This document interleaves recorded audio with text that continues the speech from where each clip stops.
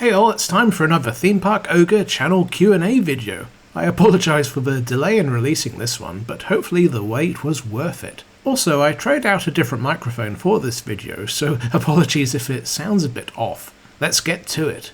Let's start with the first and most important question from Snakeson. What's my favourite fruit? As for the actual fruit, not like juice or something, it honestly changes frequently for me. You know, sometimes it's apples, sometimes bananas, but at the moment it's probably pears. You know, they're juicy, refreshing and easy to eat. And they don't get stuck in your teeth like apples do, which I always find very annoying. My favourite juice though is probably pineapple, and I'm also a massive fan of coconut milk and coconut water, but less so for coconuts themselves, which is pretty weird.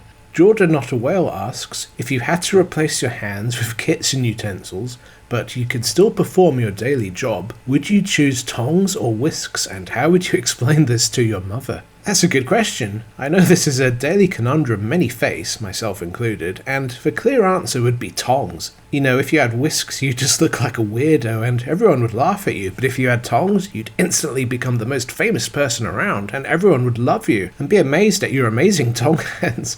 Plus, tongs naturally have an easier time for grabbing stuff, almost like they were made for it. I frequently test this in my 5-star ogre kitchen, and as you can see it really works quite well. And how would I explain this to my mum? Well, she gave me the original tong hand idea in the first place. Next we have a few questions from Ridahi. Apologies if I mispronounced your name. Question 1. What queue line on any ride you wouldn't mind staying in longer? That's a good question. I definitely agree with you on Scooby. You know, it's big, well themed, dark and very cozy. You know, I could happily have a kip in there. And yeah, having the movie play on screen is definitely a big bonus. It's still one of my favourite movies to this day and I absolutely love it. For other rides, Jungle Rush's queue is also high up there. You know, I'd be quite happy just, relaxing and chilling in there for ages. It's just so nice with that amazing theming. Though the last part is definitely a lot more boring than the first, sadly. Question 2. What's your most treasured souvenir from the theme parks? For the local Gold Coast parks, it's hard to say, I haven't really got anything recently from there as I'm not massively into merch. But I bet I do have a lot of stuff in storage from the 90s and 2000s that I've forgotten about, so I'll have to dig through it and maybe do a video on that someday, because I do know I do have some good items. I do have an answer from the other parks though. I have a cuddly Goofy toy from Disneyland Paris who I got as a kid back in the 90s, and he's been a constant companion to me ever since. He's extremely well loved as you can see, and dangerously close to falling apart, and yeah, he does need some new clothes. Question 3. What attraction or ride at Movie World do you think will be the next one that will retire? Ooh, interesting. It's hard to say, but I think Justice League is pretty likely. It's very outdated and clunky, and honestly doesn't seem super popular compared to what you'd expect for a big dark ride at a park. I'd love to see this get replaced with a proper modern dark ride of some kind. Superman Escape retiring is also quite likely, I'd say, eventually. Intamin hydraulic coasters around the world have been closing a lot lately, and yeah, it does seem likely Superman will follow suit. Get as many rides as you can on it just to be safe, because you never know.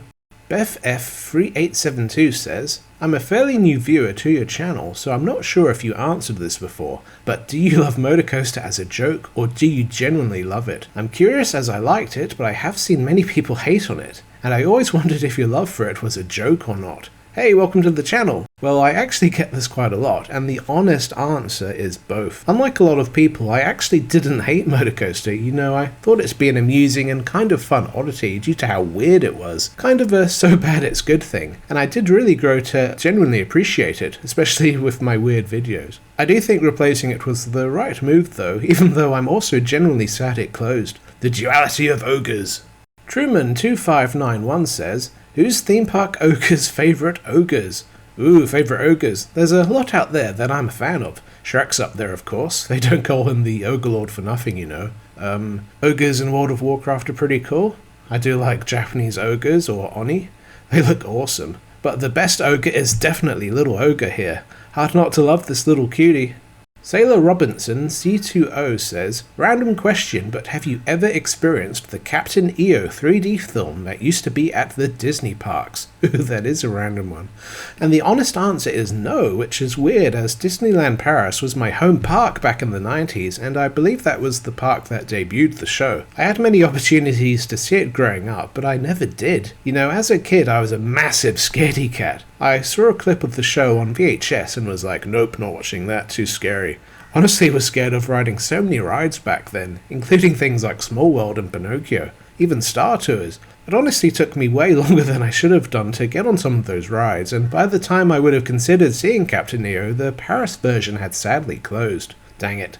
Hey, it's Mr. Yum Yum, I know this guy. If you could delete any Disney resort around the world in exchange for a small Australian Disney resort, what would it be and why? And what would you want to see at an Australian Disney park? That's an interesting one. So I could delete any Disney around the world in exchange for making one in Australia. I'd be kind of interested in knowing the context of why I'd have so much power. But anyway, that's pretty hard.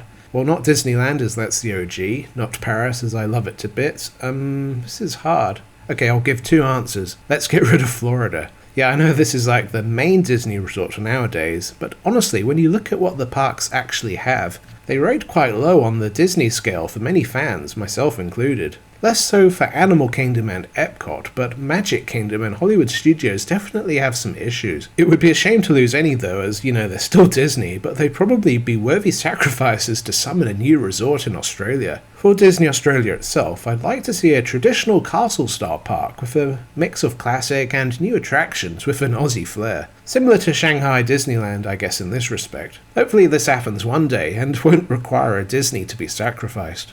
Mr. Theme Park Guy says, what will happen with MOTOCOASTER? Love your vids. Hey, thank you. I kind of already gave my thoughts on this in my recent MOTOCOASTER 2 video, but in short, I think a retheme is most likely, probably with a new train or a new launch or something to spruce it up with some Rivertown theming. Will be interesting to see what they do, and I look forward to covering it extensively. JGS says, what do you think the new 2032 theme park will be like? To be honest, I don't really know much about the new park. When I first heard of it, I kind of dismissed it as, you know, like a generic thing that probably wouldn't happen. But after looking at it in more detail, I do think it could be awesome, and it does have a lot of potential. I like how it's kind of like a World's Fair with lots of rides and areas based on different countries. I'm very excited and hope it does turn out even half as well as the concept art looks. It's always awesome to see new theme park stuff in Australia, and this is definitely one to follow. Coaster Filmer says, what's your favourite hobby to do outside of theme parks, and also what's your favourite TV show? Yeah, I do have quite a few hobbies. I love video games, especially RPGs like Pokemon and some MMOs like World of Warcraft. I'm also a big foodie and love going around different restaurants and cafes and seeing what food they have and trying it out. I also enjoy treasure hunting, and, you know, treasure can mean many things, but I like going out into the outdoors and cleaning up rubbish and selling some of it as scrap, which is a win-win as it both pays me and cleans up the environment. In a similar vein, I've also been really big lately into something called magnet fishing, where you basically throw a giant magnet into the water and see if you can collect metal, which you can sell for scrap. And again, this is another win-win as it's fun, pays, and helps to clean up the waterways. My favourite TV show? Well, my favourite show of all time is definitely one called Arrested Development, which is a sitcom from the early 2000s, which many consider to be one of the best comedies ever. I definitely agree with that. It probably has some of the most layered humour and jokes out there, with so many hidden details and self-referential Easter eggs that you only get on repeat watches. I've literally seen some of the episodes hundreds of times, seriously, and to this day I still notice new jokes, which is an amazing feeling. It's honestly crazy how much they packed into it. I'd highly recommend checking it out. Just seasons 1 to 3 though, as 4 to 5 are sadly nowhere near in quality. Liam P597 says, what are your favourite non-theme park attractions in Australia? This is gonna sound boring, but honestly I haven't really done many non-theme park attractions. Aside from the Gold Coast, my Australian reach is honestly relatively low. There's a lot of places I'd love to check out properly, like Sydney, Perth, the Great Barrier Reef, Uluru. Australia has so much neat stuff that I'd love to check out, and I'd love to do all of it. Sovereign Hill and Australia Zoo are two places that do come to mind though, and both are excellent and world class. Igno Petter says, what is your favourite and least favourite coaster anywhere in the world? And what would you do if you could fix Movie World? My favourite and least favourite? Well, aside from MOTOCOASTER, my favourite roller coaster right now is Big Thunder Mountain at Disneyland Paris, which may surprise some people. I haven't ridden it in over 15 years, so it being my number one is probably mostly nostalgia, to be honest, until I can actually re-ride it and get to judge it properly. But either way, it's just a fantastic, well-paced, long, and amazingly themed roller coaster that was one of the main reasons I got into coasters in the first place. For worst, well, since I haven't ridden many coasters overall, I can't think of any that I personally hate enough to consider my least favourite. I need to get on more. For your Movie World question, I'd like to maybe go more into this in a future video, but in short, improve operations, have a more balanced ride lineup, and bring back some of the classic movie park feel it had in the 90s and 2000s. Ben B8710 asks, do you remember the T-Rex in the Rapids ride at Dreamworld? I do! I used to ride the Rapids a lot as a kid, and the start of the ride in the cave always scared the heck out of me. And as I said earlier, I was a huge scaredy cat back then, so in that section I'd shut my eyes and block my ears. So I only have a vague recollection of the dinosaur in there. I do remember the baby Triceratops they had in the log flume though. Both of which came from the Creature Cruise ride, I believe, which I'm still desperately looking for video footage as it's currently lost media. Check out my lost media bounty video for more info, and yes, I am still willing to pay up to 500 Australian dollars for any footage. Kerry Jekown asks, where are you from and how long have you been doing videos? Well, as you can tell from my voice, I'm not originally Australian. I'm actually from the UK, England specifically, and I've spent a lot of time in various other countries around the world during my life, New Zealand being one of them, so I have a pretty weird mixed accent. How long have I been doing videos? Well, I've been doing videos now on and off for a long time on YouTube, starting pretty much back when YouTube was basically new. I've had a few channels over the years, including my mostly dormant gaming channel, Ogre Joe, but I've been doing the theme park stuff for nearly 7 years now, and I've been absolutely loving it. I've always adored theme parks, and I'm so glad I made the jump to express my love in visual form.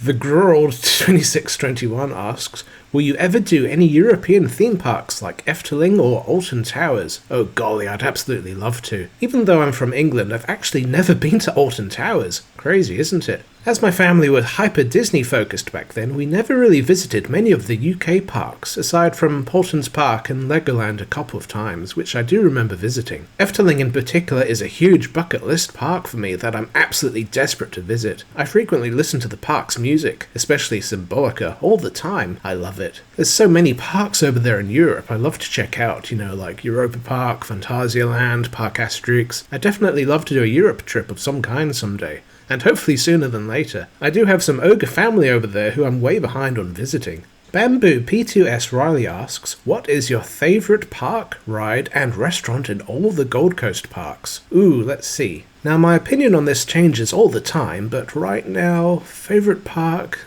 it's probably a 50-50 between Movie World and Dreamworld, to be honest. I do think Dreamworld is being operated much better at the moment though, and probably has the most promising future. Now my favourite local ride is DC Rivals, which I absolutely still adore, and my favourite restaurant is Jane's Rivertown Restaurant, of course, by a long shot. Though sadly it's gone downhill a lot recently in terms of food quality, at least in my opinion. It still looks great though with the awesome theming. DBL Guiser asks, Theme Park Ogre, when will you ride Giant Drop, and how good do you think MOTOCOASTER is? Well, let's see, when will I ride Giant Drop? Well, as a lot of you know, I've had a very balky back for the last few years, which has significantly limited what I can and can't ride. But thankfully right now, touch wood, it's nearly back to normal. It looks very promising with how my back is going that I'll probably ride Giant Drop sometime later in 2026, and I'm very excited to do it. Maybe the park will be nice enough to let me film a POV when I do so, hint hint. And yes, MOTOCOASTER, we all know it's 11 out of 10, best coaster of all time. The Real Generic Smile asks, what would you do to fix theme parks in Australia, and what is your favourite movie? How would I fix the theme parks? Well, that's kind of a broad question, so I'll give a basic, simplistic answer that can cover a lot of the issues. In short, fix the slow operations, keep the parks presentable, keep up giving consistently good service, up the theming and presentation, and continue investing in large, standout rides that keep Australia visible on the world stage. We've been good at that in the last decade or so with DC Rivals, Leviathan, Joggle Rush, and we really need to keep that momentum. My favourite movie is a unique one. It's Strictly Ballroom, a 90s romantic comedy Aussie film by Baz Luhrmann, all about a dancing championship not sticking to the status quo, and the love story that comes from it. I've always loved this one ever since I was a kid. It's funny, unique, well crafted, and has some fantastic themes about not letting fear ruin your life, which for me personally really resonates. It's been a huge inspiration, and it continues to inspire me to this day. If you like romantic comedies, give it a try. Jaden Ma asks, what would you have done to the MOTOCOASTER plot of land, aside from keeping the masterpiece of a ride that was there? Well, aside from building an eternal shrine or temple to MOTOCOASTER's greatness, there's probably a lot you could actually do on the spot. I may do a video on this subject in the future, but in short, probably a new modern, semi-thrill roller coaster, like an RMC or something, or maybe another Vekoma. The park does really need another water ride, and a dark ride, but I think those could go in other areas of the park, with the MOTOCOASTER spot being solid for another coaster. What do you think? Externica asks, are there any theme parks outside of Australia you want to visit? Oh, so many. A lot of people out there have parks they do not want to visit, but I'd like to go everywhere myself, and would happily visit every park around the world if given the opportunity. A few of the ones higher on my bucket list include Phantasialand, Efteling, Cedar Point, Europa Park, Warner Bros. Abu Dhabi, Universal Florida, and Alton Towers. I also need to do Shanghai Disneyland, which is the last Disney I need to visit. A new park that's shot up to the top of my list recently is, of course, Six Flags Qiddiya in Saudi Arabia. That park looks so good, with Falcon's Flight of course being a main reason. It's one of the few coasters that rivals MOTOCOASTER in quality, and both were made from Intamin. Coincidence? I think not! Next we have one from Koala75, a long-term fan of the channel. Hi TPO, what is your favourite food and drink at the Aussie theme parks? What would you recommend? Being a picky vegetarian, sadly there's not much food at the Aussie parks right now that I genuinely love.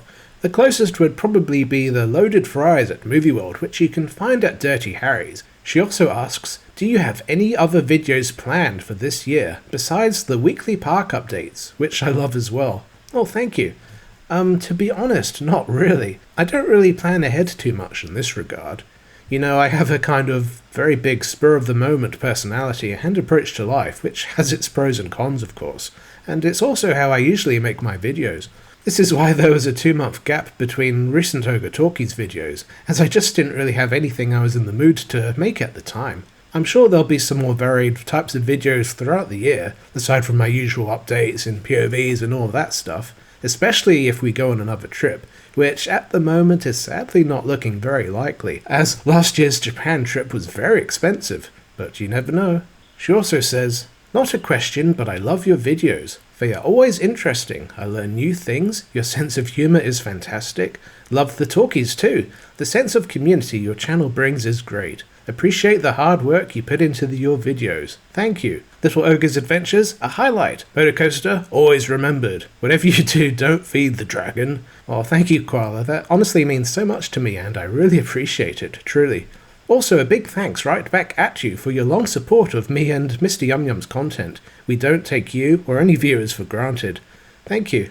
Harry Funk asks, what do you think Dreamworld needs to work on after opening MOTOCOASTER 2.0? I hope they keep it. Long live MOTOCOASTER. Oh yes, I definitely agree with you about MOTOCOASTER. Long live MOTOCOASTER! Anyway, what else should Dreamworld do? Well, I really think they need a water ride of some kind, which is understandably problematic after what happened to Thunder River Rapids. But even so, I'm sure there's a compromise in there somewhere. Maybe the Mack Ride's Rocking Boat? I also think they desperately need a big, proper dark ride. They've certainly proved they know how to do theming, and I'd love to see them tackle, a big high-capacity dark ride that will further put Dreamworld on the map. Pretty please? As long as it's not a screen-based interactive dark ride. Ugh. RAT Shu asks, do you think Movie World should have built the Doomsday Tower? Ah yes, the Doomsday Tower. Sounds like something a supervillain would build, doesn't it? For those not in the know, this was a massive, giant drop-style tower that Movie World were originally planning on installing, which never happened and was replaced by good old clunky Doomsday Destroyer. May you rest in peace. I think not building that specific model was probably a good idea, as honestly it didn't look hugely interesting, with Giant Drop probably being the better ride. Something like Falcon's Fury at Busch Gardens would have been cool though. You know how the gondolas turn to face the ground before the big drop? Now that would have made it stand out. Though I do think the original Doomsday Tower would have been better than the disaster and utter waste Doomsday Destroyer turned out to be. Retsu also asks, what is your favourite flat ride in Australia? Oh, it's definitely King Claw. It's just such a good ride, you know, powerful, smooth, with some great moments of airtime. I also adored the original Wipeout at Dreamworld. Such a fun ride with an awesome theme, and I loved that shark animatronic. Since I haven't done the Giant Drop yet, that's likely to be a contender to King Claw. Will be interesting to see later this year, hopefully. Watch this space. Sidegem asks, do you think DC Rivals is honestly the most overrated to King in the whole world, with the forceless non-inverting loop? I've heard a few people say that, but honestly for me, no, not really. I haven't done Rivals in a few years due to my back, so I don't exactly remember every force and the feel of the loop, but I did remember loving it, so when I hopefully get back on the ride later this year, I'll be sure to do an impressions video. Spencer RCDB asks, how long have you been visiting the Gold Coast parks? What have you seen change in that time for the good? What have you seen change in that time for the bad? And what do you want to see change in the parks? I.e., if you were the CEO, what would you do next? Also, Dreamworld has been doing a lot of good things, but what do you think they should do now? Should they build a Giga in the space between White Walker and or go after thrill seekers? Should they build some water-based rides and or lean into kids and family? Should they lean into shows, thrills like Spy Chase, Waterworld at USJ, or maybe a Cirque du Soleil type thing, or maybe a theatre show like The Lion King at Disney Paris, but something they can get the rights to, or something else? Yeah, Dreamworld's an interesting one. I've been very impressed with what Greg Young and his team have done to the park since taking over, and there's so many options out there that the park could take in the future. But keeping it simple and basic, I think the park needs a modern thrill coaster, a dark ride, and a water ride for sure. Get those done, and you'd have a pretty balanced and solid park offering. But yeah, what about entertainment? I do think the park should have something to offer here, as right now it's relatively slim. How about this for an idea? Bring back the Captain Stewart River Steamer. This has been a popular fan request for years, and you know, on the boat they used to have some Australiana live entertainment that played while you rode it. This would be fantastic, and could tick both boxes without the need for, you know, something big budget. And honestly, I think it would be unique enough to stand out compared to the other entertainment on the Gold Coast. Spencer also asks, has private equity killed village parks? Note, to me they seem to have the best thrill rides, best shows, water rides, better IP, and had such a glorious run for maybe 2 decades between sort of around 2005 until COVID. But now they seem to have lost their attendance, and their customer reviews are horrible, and even I resist going now because I expect it to be slow. Yeah, I know what you're saying.